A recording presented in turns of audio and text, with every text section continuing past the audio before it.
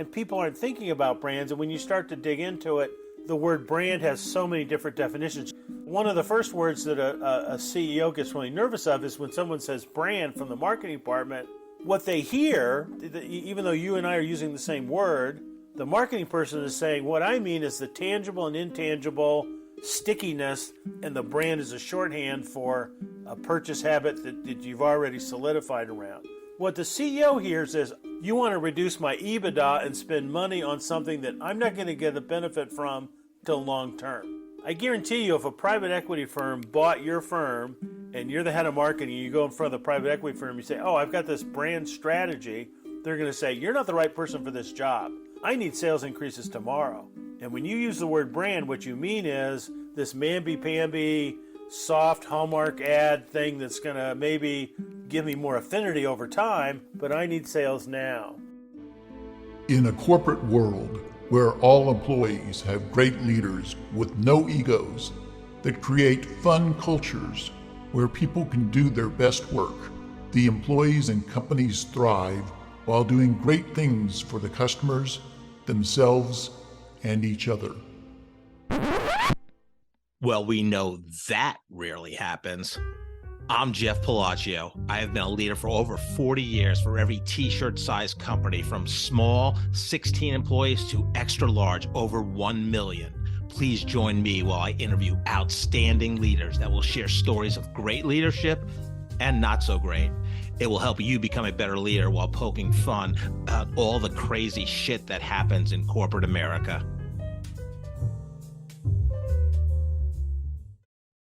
Today, Jeff welcomes back Dave Patrick, one of the earliest and most popular guests on the Corporate Couch. In his first episode, Dave shared his career journey through golf, Procter & Gamble, Leo Burnett, CMO roles, and business strategy.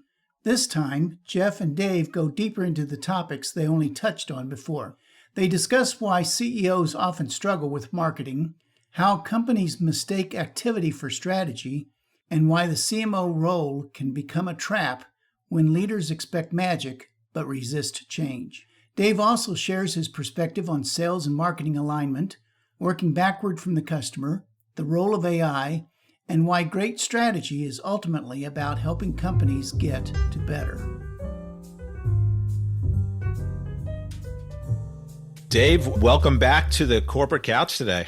Awesome. Thanks, Jeff. You're the second guest that I'm having on again, and you were one of the motivating factors. You were episode 7 that launched. Wow. Episode 7. We're on 221 now. Oh, my God. Hard to believe. Yeah, hard to believe. But you were one of the most popular episodes of all time. So congratulations for that. Thank you. First time a guest is on a full-length episode like this one. It's about the career journey. We're going to get more into topics that we kind of maybe dipped our toe in the first episode that we want to get to more now. We had some chat offline, and I think you talked in the first episodes how, why CEOs struggle with marketing. Yeah. And, so why is that such a persistent problem these days? It was a real surprise for me getting my first CMO job and then my second CMO job to be around an executive team that really smart people, highly accomplished people that were experts at what they did, finance, operations, whatever, but they didn't understand marketing, like not at all. Like, I thought going into these jobs I'd have to sell them on doing Dave's marketing, my point of view on what needed to be done. And in reality, I spent a lot of time just selling them on doing marketing, like the right sort of marketing. And I think what I discovered over a period of time was they mistook activity for marketing, and certainly purposeful marketing. And activity to them looked like marketing. It's like, Jeff, I knew you had a career in sales. You would see some salespeople that burn a lot of energy, but they don't accomplish anything. And you're like, oh, wow, that person's working really hard. Well, they aren't. But they're certainly generating a lot of activity. And a lot of marketing departments generate a lot of production or a lot of initiatives. And it looks like a lot's going on, but then the CEO's really frustrated because, well, why isn't marketing driving sales? And when I teach marketing at the MBA level, I ask students as part of like a case study analysis, is marketing driving the business? And while we don't work at Coca-Cola, we don't work at McDonald's, we know that marketing drives their business. Marketing is just a key driver of their business. And whether you know anything about marketing or not, you just know that marketing is driving their business.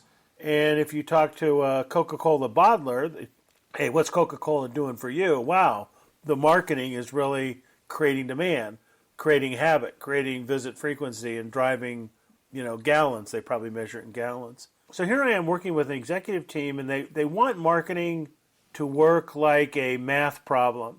So for example, if I have a store and I give 8 square feet, linear feet of footage to Tide, and then I give 10 feet or 16 feet, you would think Tide sales would correspondingly grow. Maybe not one for one, but more shelf space behind a big brand like Tide would drive more sales. Well, in marketing, CEOs get super frustrated because, okay, my marketing budget's $5 million or whatever it is. Now we're going to increase it to $6 million. Well, I want more results. Or I'm going to increase it to $7 million or $10 million. Or Mr. Marketing CMO, tell me what you need as a marketing budget to drive my business. And then inevitably, the CMO's job is managing the marketing budget. But then the CEO and the executive team just really don't feel like marketing has causality. They look at what the competition's doing with advertising and marketing, and oftentimes they're like, oh, should we be on TikTok, or should we be doing something on Instagram or whatever? But they're not really starting from the right question, the right hopscotch square. What business are we in? How does our customer make a decision when they come to the category? Why are they choosing one brand versus another? I'm sure Home Depot knows why people go to Home Depot versus Lowe's. And I'm sure Menards knows why people go to Menards versus Home Depot and Lowe's, right? It's such a critical question to answer. And unless you have that answer, you can't spend money in a smart way. You can't spend marketing dollars in what I would call purposeful. Yeah. My very first business card, I had the word purposeful on the business card, and I was kind of organizing around purposeful marketing. I was trying to get at this idea that marketing is a driver. It's a purposeful driver. You get the right customer. All of us have had a bad customer that spends too much time. You don't make any money off them. Well, Best Buy right now has non-profitable customers. Macy's has non-profitable customers, right?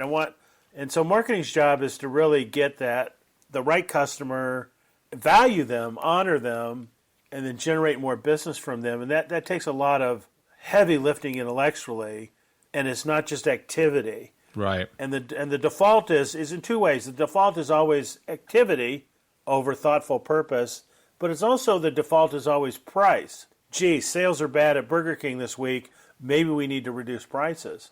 Well, maybe the restaurants aren't clean. Right. Maybe we're not training people to provide a great experience. It may not be the price. Do you think, too, if you're a CEO, I think you said in episode 7, the CEOs are basically quant people, quantitative. They are, yeah. Yeah, but do you think part of it is like everybody feels they know what marketing is because they're a consumer also? Yeah, that's part of it. Yeah, they're a consumer. And I know what great marketing is because I see it. They see things that are flashy, but they don't see the results. You see that on the Super Bowl. Oh, this ad was really clever or it was funny, but we're not privy to, well, what were the results? Did they drive sales? And Avon's CEO got fired years ago by putting an ad on the Super Bowl. Around the same time, she ended up firing a lot of people. Right. And she kind of got caught up in that consternation. But no one interviewed the Avon sales agents and said, did that Super Bowl ad help you? Because if you're an Avon salesperson, you've got to either meet new people, sell Avon, or sell more to your existing customers. Yeah. But did that ad help you? And chances are the answer was no. Right. But do you think, too, I mean, like, we talked about, you had, at various companies you work with Leo Burnett, you were doing Miller ads on this, for the Super Bowl and other Super Bowl campaigns. I mean, but part of, some CEOs, especially the small companies that advertise on, isn't it an ego thing? Hey, I'm the CEO of a company. I got a Super Bowl ad, and they're not really caring about.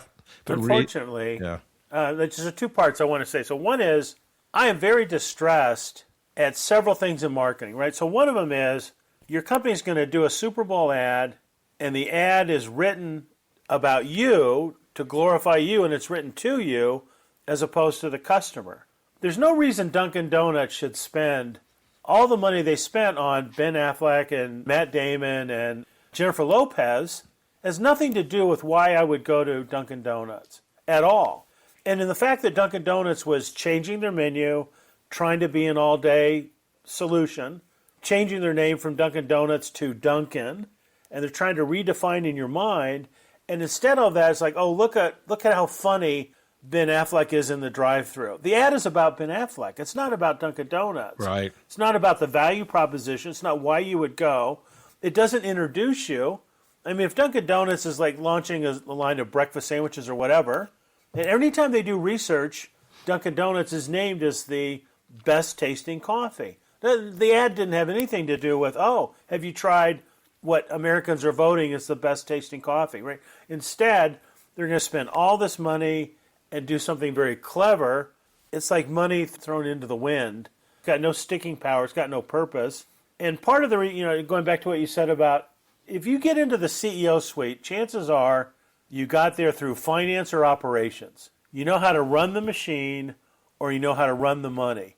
And in both of those cases, you have little patience for the CMO or the marketing team that's talking in a very vague way about the brand and about repositioning. And there's so much fuzzy language in that as opposed to, well, wait a minute. Tell me how marketing is going to help my sales team close sales, or it's going to make the phone ring. And they just get really frustrated when they're not having those conversations. If you're on that executive team, the role of the marketing person is to say, here's what the customer thinks. Here's what the customer needs. Let's work back from the customer and try and represent them, right? JCPenney's has gone through just any number of CEOs and challenges, but one of the things that always stayed true about JCPenney was they had private label brands that middle America loved, and it fit middle America at a price point that was attractive. Well, if I know that, and I'm the CMO, then I've got to say, okay, in the marketing calendar, in the merchandising calendar, how much money, how much time, how much energy on the calendar are we spending promoting our private label brands that you can't get anywhere else? You can't get Arizona jeans at Costco. You can only get them at JCPenney. So if I've got a big following on this brand that I've created, why don't I leverage that? And they also had great dress shirts back in the day when we wore suits every day. Yeah, They were fantastic. You mentioned some of the marketing words that make CEOs nervous, but what would you say, like the top 3 words that like CEOs get really nervous when the CMO starts talking about that? It's funny. I heard a speech from someone once that said brands are dead. And when you listen to the speech, she didn't mean what you thought of when I first said that. What she meant was a way to market brands is not as effective as it once was, and people aren't thinking about brands. And when you start to dig into it, the word brand has so many different definitions, just like strategy. And so one of the first words that a CEO gets really nervous of is when someone says brand from the marketing department. What they hear, even though you and I are using the same word, the marketing person is saying, what I mean is the tangible and intangible stickiness that a product has. So when you walk down the aisle and you see Heinz ketchup, you don't even think, I need to buy a ketchup, I need to buy Heinz. You just pick up Heinz, you put it in your basket, and the brand is a shorthand for a purchase habit that you've already solidified around. What the CEO hears is, oh, Mr. Marketer, you want to spend money, you want to reduce my EBITDA and spend money on something that I'm not going to get a benefit from till long term. I guarantee you if a private equity firm bought your firm and you're the head of marketing, you go in front of the private equity firm, you say, oh, I've got this brand strategy, they're going to say, you're not the right person for this job. I need sales increases tomorrow. And when you use the word brand, what you mean is this mamby-pamby, soft Hallmark ad thing that's going to maybe give me more affinity over time, but I need sales now. And so that's the first word that CEOs get really nervous about because the CMO and the CEO are talking past each other. You mentioned how this fear the CEOs have with marketing, how they struggle with it, leads to activity instead of strategy. What are some of the warning signs that a company is doing, focusing on the tactical activities versus marketing strategy if it's with the company strategy? You see a lot of short-term initiatives which are done to spike business. You think about the restaurant industry, there's two things that they do quite often that are not healthy. One is they're going to grow by adding units. So you think back to Boston Market, Boston Chicken, and then Quiznos. Both of those chains grew by building units far exceeding demand for their business. And then all of a sudden they got really upside down, but for a long time they were showing sales growth just by opening more units. And it was false, right? Anytime you talk to someone at McDonald's, the only number that they use is same store sales versus year ago, because it's a pure number. Last year McDonald's did 3.2 per store. This year they do 3.4. Oh, we're going in the right direction. But then the other thing that businesses do, but it's easy to use restaurant as an example, is I'm going to discount my flagship product in February because sales are soft, and then I'm going to discount it again in March, and then I'm going to discount it again in May. And what I'm doing is I'm creating these spikes, but the long-term trend of my business is down. And that's what JCPenney's has been doing for the last probably 20 years. Hey, this weekend everything's 70% off. Next weekend everything's 70% off. The next week everything's 70% off. Well, I don't really understand the true value of your business. Bed Bath & Beyond did that, right? But the only time I'm going to go is when you have a discount, because I don't know the true value of what you're selling me, and in fact, it doesn't have value to me. I know you talk about the CMO trap. You want to explain that again and how this act?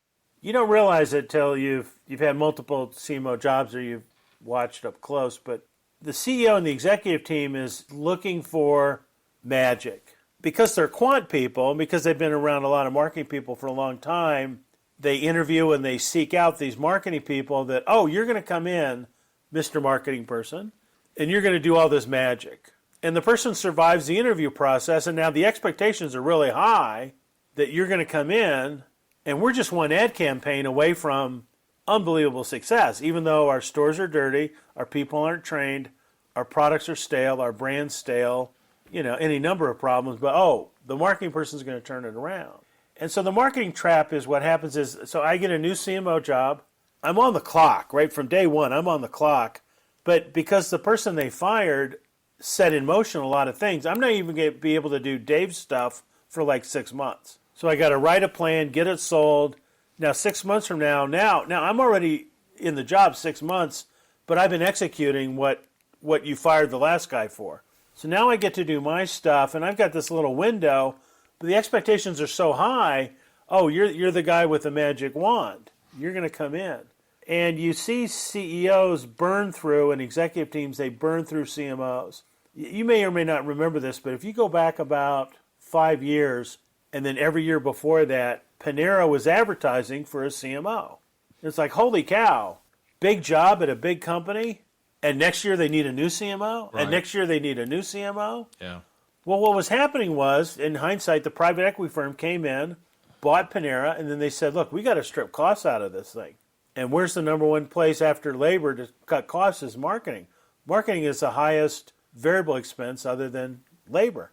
So we're going to cut the marketing budget, but yet at the same time, we expect the marketing person to do unbelievable stuff. I went to a conference once, and these two creatives stood on stage, and they had T-shirts, and both of them, but the T-shirts read, "You're not one ad campaign away from success." And I thought that was just, there's a lot of wisdom in those few words, but the expectation from the other parts of the organization are, wow, now that Dave's here, marketing is going to turn around. And when you actually understand marketing, that's why I started by saying a lot of CEOs really don't understand marketing. Marketing is like sales. It's a discipline that takes a lot of work, a lot of thought, a lot of research, a lot of deliberation to figure out, if someone doesn't buy from me, where are they going? If someone doesn't buy from my competitor and they come to me, why did they do that? And I have to really understand, as the customer goes through a purchase or a sales journey and they're making decisions along the way, why am I able or not able to influence those decisions and tilt the game board to me? Right. Yeah. And just because I know what the game board is doesn't mean I can win that. Home Depot has such an incredible contractor business. You don't see Lowe's going, oh, tomorrow we need to get in the contractor business. They kind of conceded that to Lowe's. Dave, I'd love your thoughts on, you might be slightly biased, I don't know, but throw this question out to you. So what do you think is a harder job, a new CMO to a company or a new chief revenue officer, CRO, and why? Well, both of them truly have the expectation and the accountability for sales. If you're at a company right now and you're the CMO and sales aren't growing, you're on the hot seat and you are vulnerable. And it could be a company as big as Sprint that had millions of dollars of losses every quarter. What were they doing? They were spending through CMOs at the same time. The chief revenue officer has that in the title. Hey, if anyone at this table owns revenue, right, which has profit, generally the marketing person isn't held accountable for profit, even though they're part of the executive team and they are. But the marketing person is supposed to drive more people into the store, more people through the website, more people purchasing, growing average ticket, growing visit frequency. Marketing owns that. The chief revenue officer, I think, owns both the top line and the bottom line. And so to answer your question, I would say it's the chief revenue officer because they own both parts of that equation. So if these companies are focused on, marketing wise, it's always been activity. How do they become better at strategic thinking? What does the real alignment look like at a company in terms of that?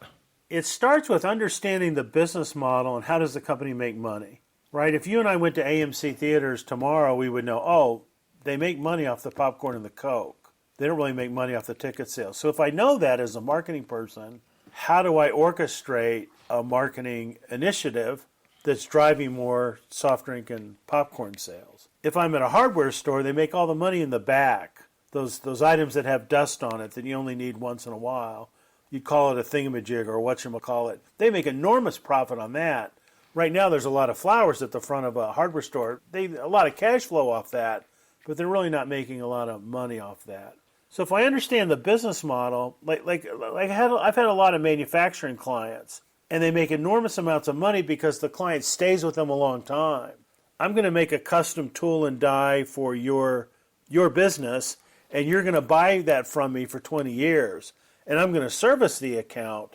But if I understand the business model, then I know, oh wow, I can invest $2,000 or $3,000 or $10,000 getting you as a client because the CRM long-term customer value is enormous on the back end. So therefore I need to plot the marketing out in such a way that I'm comfortable investing that money on the front end because I know I'm going to get it. As opposed to, if I understand Taco Bell, probably their core customer is maybe 13 to 23. So once I know that, then I'm not spending money towards 35-year-olds. Right. Because just the volume isn't there. Yeah.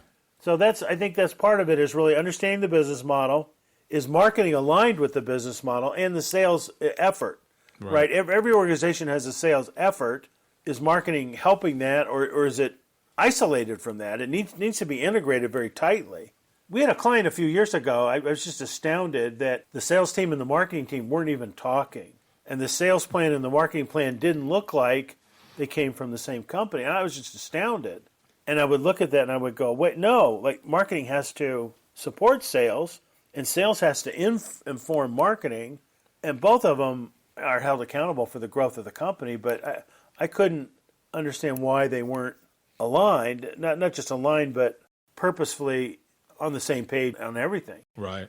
I think we touched on it the first time. For me, I always love the B2B marketing space because I think it's just a challenge to get sales and marketing alignment. And I think, to be a good B2B marketer, you need to have sold before, because then you could put yourself in the Salesforce shoes.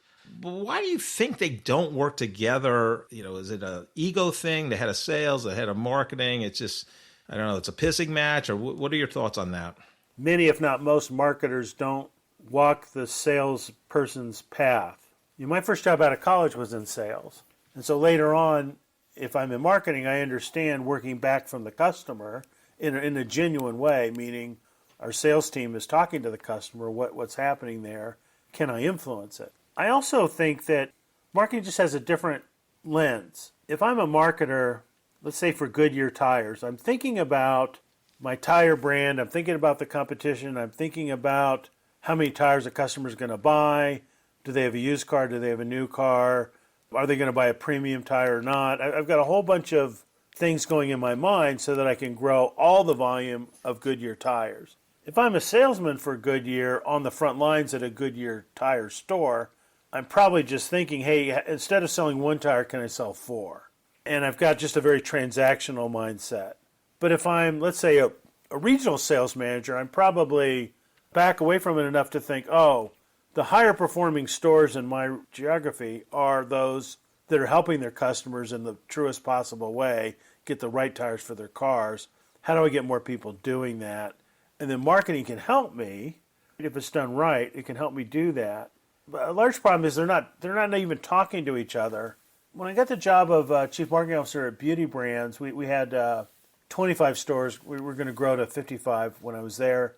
And our store managers would come in once a quarter, and I would have time with them.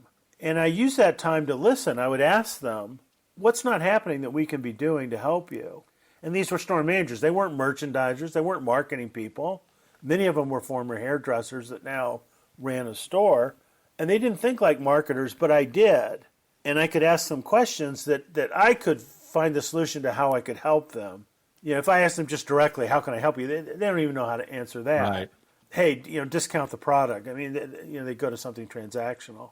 But if I knew that, because of the way our store was designed, if I knew that 60% of our customers didn't know we had services because they saw the retail floor, they didn't sell the service floor. Oh, and I know the profit value of having a service and a product customer. Then all of a sudden, oh, here's how marketing can help.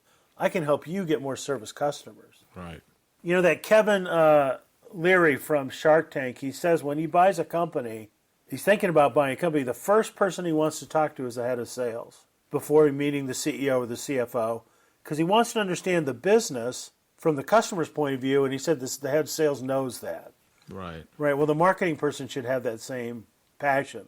Right. How am I going to learn what the customer wants until I know what objections are you getting to making the sale? Yeah. Well, and the sales force represents your brand, whatever that is, Yeah. right? Because they're talking Yeah. to more customers every day Yeah. than any marketing person. So, Yeah, and we all know that most often they're not all working from the same set of communication points. yeah, yeah. One of my favorite parts of our first conversation was, we talked about golf and how you were a Division I golfer, and we talked about Bob Rotella's great book, The Golf of Your Dreams. A part of that book is, working the hole backwards. So starting at the green and then, planning your strategy by, how do I get to the green? And, what's my approach shot? And then what's my shot before the approach shot, and so on.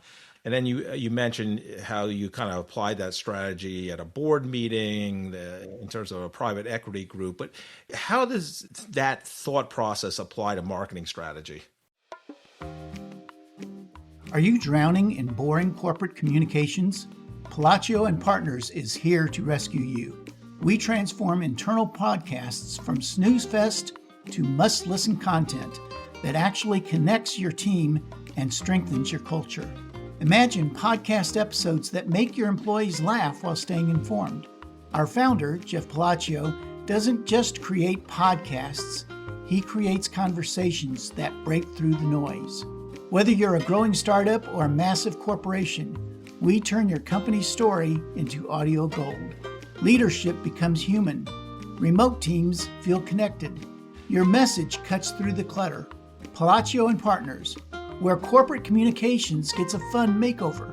Let's make your podcast work harder than your email inbox ever could. Jeff is happy to share his insights on podcasting with you. You can contact him via LinkedIn or schedule a Zoom call via the link in the episode description. How does that thought process apply to marketing strategy? I'll give you an example. So we had a big accounting firm as a client, a really big accounting firm. And at accounting firm, you have partners that are accountants, right? And if you do a good job as an associate, you get promoted to partner. And now you're partner, and someone says to you, oh, by the way, you need to bring in business. Well, I'm an accountant. I don't know how to do biz dev. I don't know how to do sales. I know how to do accounting. And you wouldn't believe how shocking it was for me to say to them, your average customer is about $10 million in annual billings. Yes. For you to get a customer You have to have a face-to-face conversation with them. Yes. Okay.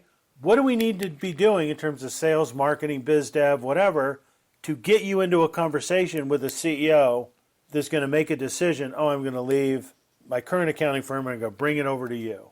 Well, I need to work back from what's going to cause you to actually have that conversation. Well, Right. first of all, you have to get together, right? It's not going to be the website. It's not going to be an outbound email. It's not going to be a direct mail piece. You're going to have a face-to-face conversation. So I got to work back from how does that happen? How do you get into a face-to-face conversation? And that's a solvable problem. It's the same thing like right now it's Tuesday. If I'm a major motion picture distributor, and if I'm a movie studio, and if I'm AMC Theaters, I know that on Friday at 7 o'clock, movies are going to launch throughout the U.S. I need to work back from Friday at 7 o'clock to figure out why did everyone go to my movie and they didn't go to my competitor's movie? And what did I do to cause that to happen? Did I preview it with critics? Did I get the AMC movie theater chain and executives really excited about my movie? Did I have, my celebrities out there? Did I understand that actually I don't need to launch it in all markets? If I get LA and I get Chicago and I get Dallas and I get New York, I'm going to have a successful launch to my movie. Okay, what am I doing in those markets? And so I'm always working back to what you said, the ball's going in the hole. It's a par 3. I want to get a 3. What did I do working backwards so that the ball got in the hole? What did I do so that my movie launched? It's Saturday morning at a hardware store. It's either packed with people or it's not. It's Friday night at a restaurant. It's either packed or it's not. Right. What led up to that? There's a friend of mine that she was in one of my MBA classes, and she's had an enormously successful career in sales. And the last time I talked to her, she says, Dave, I've got about 2,000 people reporting to me, and it takes me 3 years to make a sale. But if I make a sale, it's over $2 billion. I'm like, holy cow, she's got the wherewithal to think, what am I going to do over a 2.5 year period with a team of 2,000 people to close a sale with probably a customer the size of the U.S. Army Corps of Engineers, or Costco is going to be a client of ours. Like, what am I going to do? And she knows how to map that out. And mapping it out isn't starting with where am I and what are my steps going forward. I think you can't do it without thinking, what happened at that meeting where Costco said, yes, we're going to hire you? Or this firm said, yeah, we're going to turn over our accounting to you. And then how do I work back from what caused that? And I can do that. I can map that out. I can map it out in reverse because I know, because I've done my homework, things that are tipping you forward in the customer journey into go versus no go. Right. Think about the last time you bought a car. There was a dream stage where you're like, oh my gosh, now I'm going to get whatever. And then you kind of landed on the brand and the model and the color. And then you started going to different car dealerships looking for trust. But at some point it all came together. You bought that car. The car salesman certainly knows if they're any good, oh, this person coming onto the lot, they're ready to buy. There's no reason why you go on a car lot if not you're ready to buy. They know that. Are they going to listen, learn? Are they going to scare you away? Right. That really separates the good and the bad. But the people who really know what they're doing is, oh, this person's looking for someone they can trust. Yeah. I'm going to be that person. Right. Yeah. We talked about one of my favorite shows of all time, Mad Men, in the first episode, and you're younger than the characters in that. I worked for them, though. I worked for them. Right. You did. I mean, my business partner would tell you, like, the first season that show was launched, I couldn't watch it. It was too real. And then later on in the reruns, I would watch it, and I would come into the office and I would go, do you remember that episode? Yeah. I was in that episode. I was that person. I said exactly what that person said. And it was just like unbelievable how accurate it was about something. It was always a drama. Yeah, yeah. But there were some things like, oh my God, they were just so accurate about that time and space. Yeah, yeah. So, now that you've had a career, and what I love about your career is you have, intense agency experience with, iconic companies like Leo Burnett, and then you have the client side experience. But what have you seen in the course of your career of how the agency world has changed as well as the client side now in terms of looking back from a retrospective? At the time of Mad Men, you had agencies that were trying to be this thing called full service. I'll buy your media on your behalf. I will do your research. I will do the creative. We'll help design the marketing strategy. You can kind of turn it over to us. And I've seen clients throughout the years kind of fall into two buckets. They have a small group of people on the client side, and they outsource everything to the agency. Or they have a big marketing department, and they hire an agency just to do, a few things. So what's happened since the TV show is there's been such a specialization in areas that an agency can't be great at all those things. Like SEO is a term where people try to optimize search engine performance. I plug in your company or a category, whatever, your company comes up to the top. Most agencies don't do that anymore because the algorithms change weekly, monthly. It's really a math-based business, and so that's a specialization. Customer research is a specialization. Media has turned into automated programmatic buying. That's a specialization. So if I'm a client right now, I'm actually hiring multiple agencies for specialties because they're best in class at this one thing. And I still might hire an agency to do creative for me because it doesn't make financial sense for me to have a team of creatives on staff all the time. I might have some art directors and some designers, but I want a big campaign idea. I might go to the big agency. And what's also happened is the ad agency has a terrible business model. It's very hard for them to make money. In the days of Mad Men, they would charge a percentage, usually 15% of the media buy, and that would float everything. But now everything is, kind of cost plus or something like that. And agencies are in this conundrum where they're selling services, but yet clients want wisdom and advice and consulting, and they're not willing to pay for that. Right. And so a lot of consulting firms like McKinsey and Profit and things like that, Boston Consulting Group, have made enormous inroads into marketing consulting by doing everything but the creative. Right. And the creative is just treated separately. And then you have a lot of really great creatives that hang out their own shingle, and that's all they do. They just come in like gunslingers and do the creative, and Right. they don't manage the account. They don't do the research. They don't want to be an agency. They just want to do Right. creative. I would love to hear what companies you admire from a marketing perspective. My students ask me that all the time. So one of them is Home Depot, and I'll tell you why. They do what I call smart work. And the best compliment I can ever give my business partner is when we do smart work that's just really smart, thought out, purposeful, hopefully.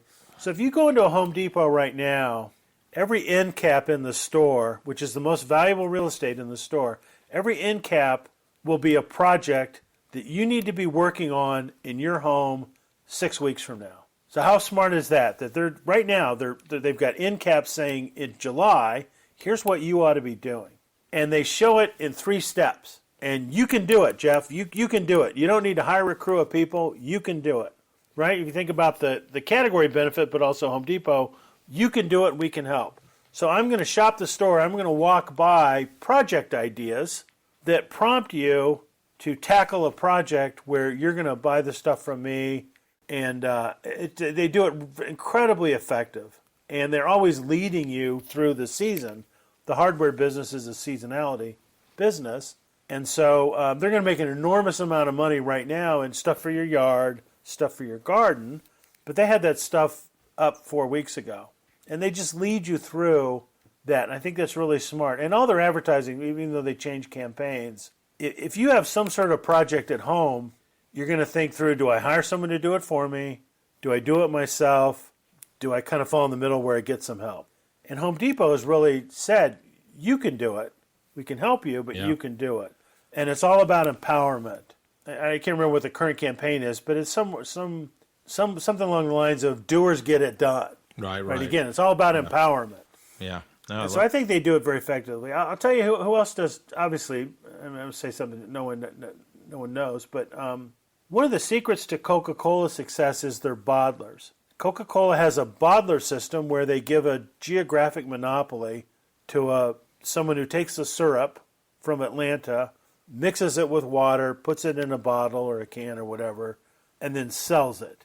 And so that Coca-Cola bottler has monopoly, but Coca-Cola spends tens of millions of man hours helping make sure that bottler is successful. They work enormously hard at cross-pollinating best practices and figuring out how Coca-Cola and Quick Trip is selling 10x of what it would had the bottler not been coached by Coca-Cola. Right. And if you think about just the opposite, if you think about how Subway tortures its franchisees and just punishes its franchisees, and like every 3 or 4 months you hear in the news, Subway franchisees refuse to do blank, blank, blank, and they're always at war with their friend. Like, how in the world Right. can you have a successful business brand growth strategy if you're at war with your supplier, with your resellers, as opposed to Coca-Cola that not only embraces them, but it's like, hey, Coca-Cola bottler, you made $50 million last year. Why aren't you going to make $75 million next year? Let's figure that out. Right. We're going to write a business plan together on how you make 75 on your way to 100 million. Right.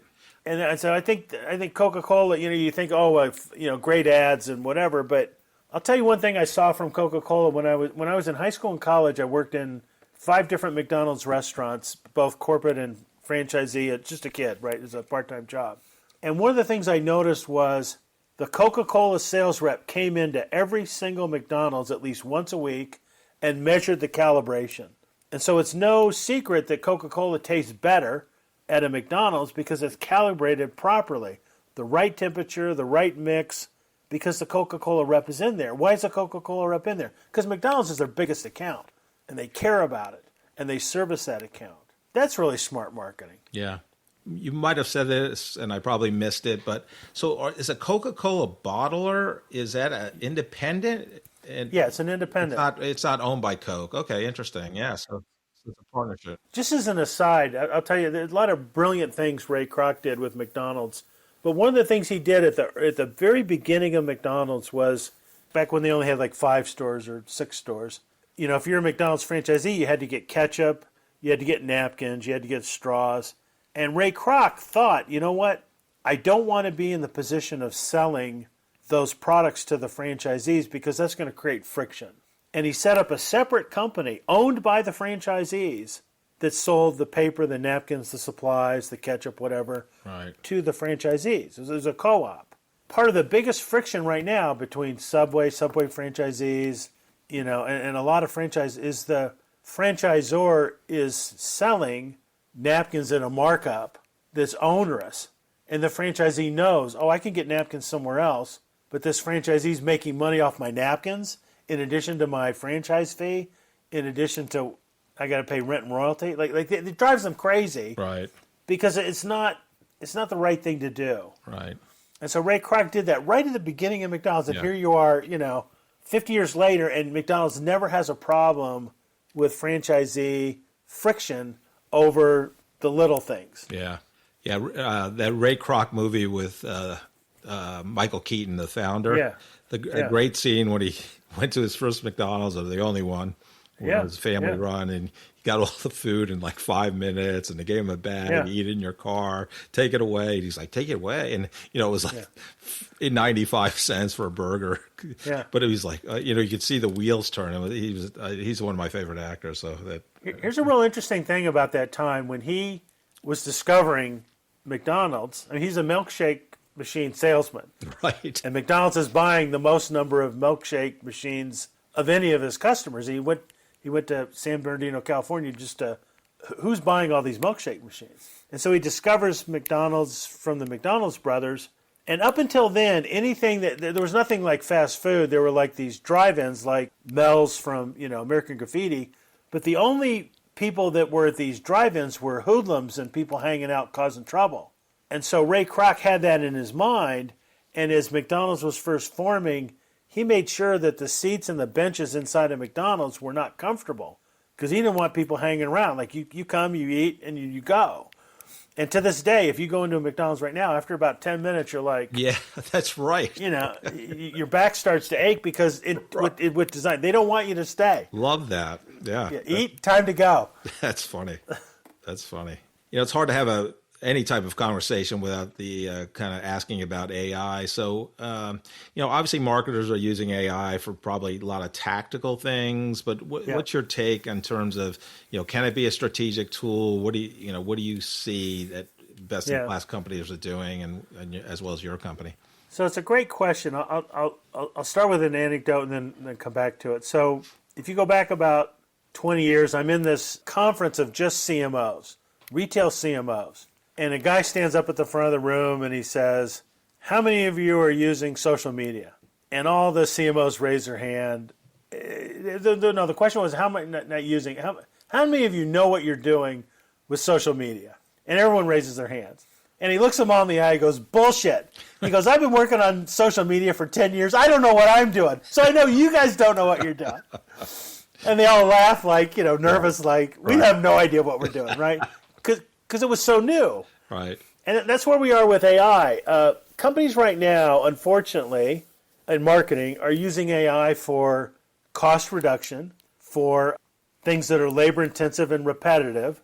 But there's something that's happening. People are coming full circle because the ads and the social media posts that are created by AI aren't very good. And people that are looking at ROI, you asked me earlier the 3 words that make CMOs nervous. Well, the second one was ROI. CEO goes, what's the ROI in my marketing? Right. Well, I can strip a lot of cost out by using AI, but that doesn't mean I'm going to get effective advertising and marketing. And so I did something in my class last fall at UMKC. I had each student identify a different AI marketing tool and present it to the class like it was a book report. What is it? How it's used? Actually sell it. Why would you use it? And I was really disenchanted because I thought it would be kind of a class of discovery.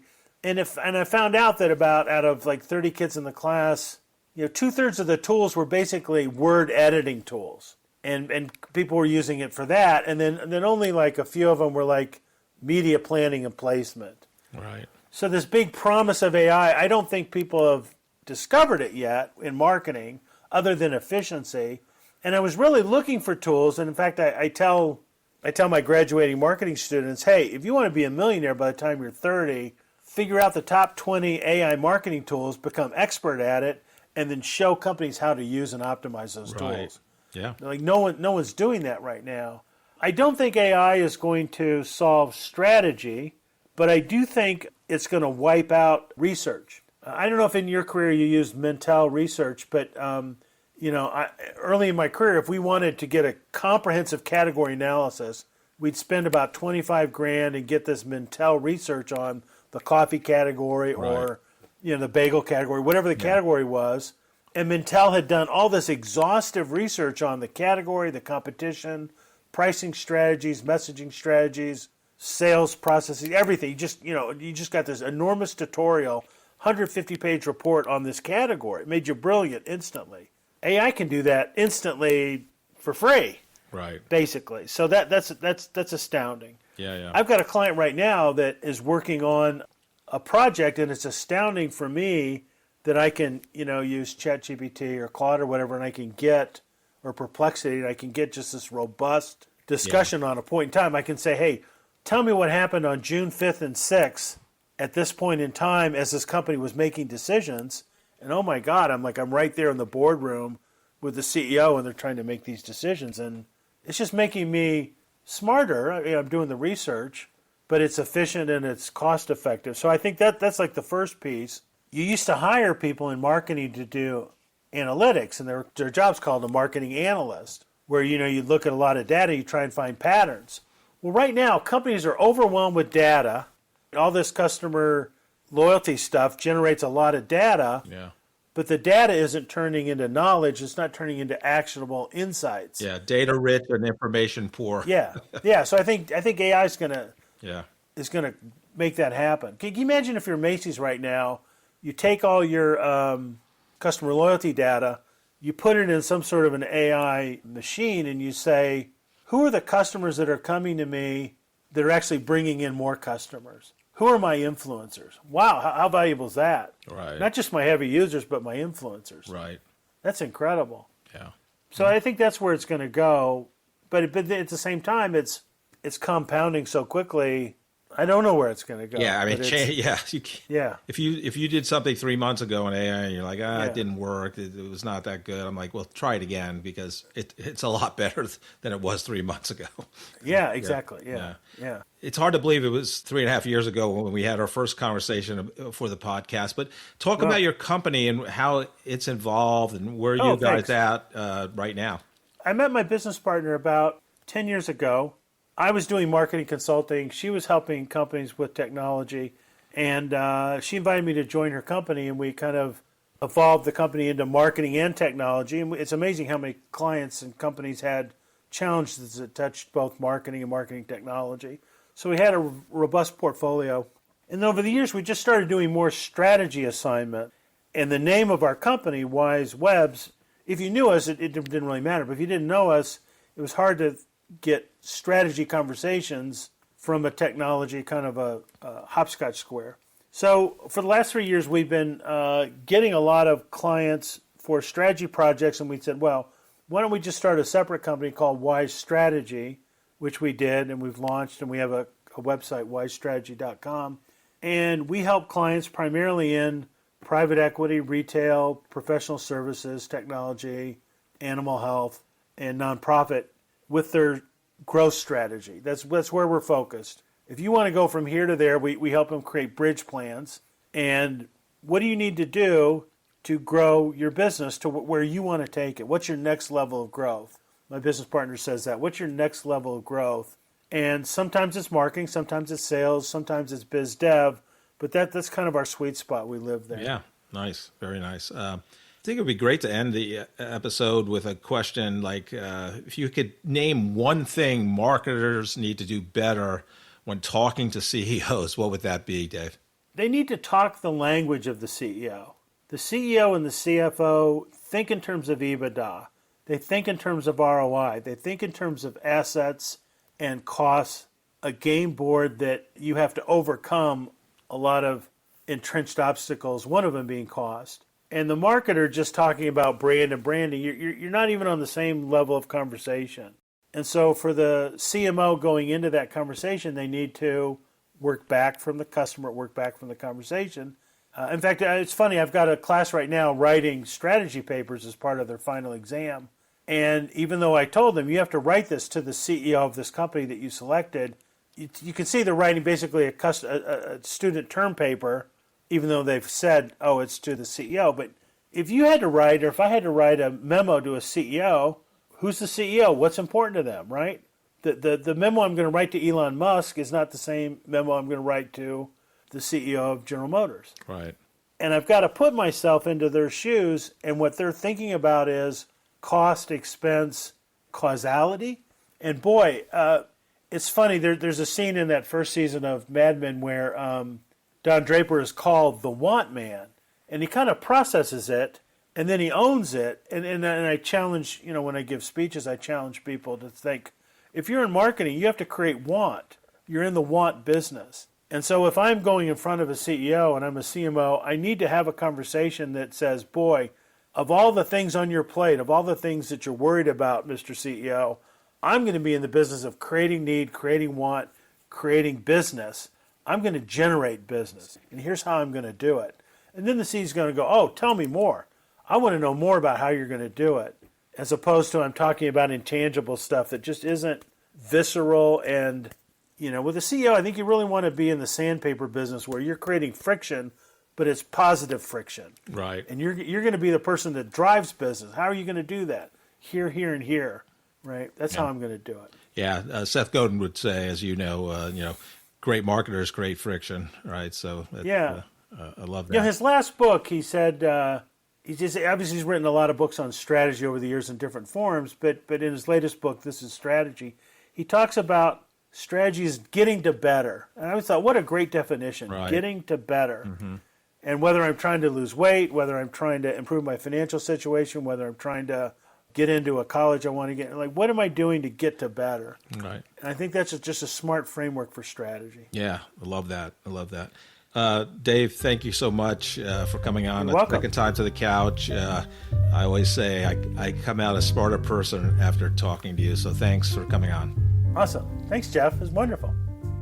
Thank you so much for listening to this episode of The Corporate Couch. If you enjoy the podcast, I would love for you to take 2 minutes out of your day to rate us 5 stars and write a review. Please join me next week to learn from another great leader sharing their professional journey and insights.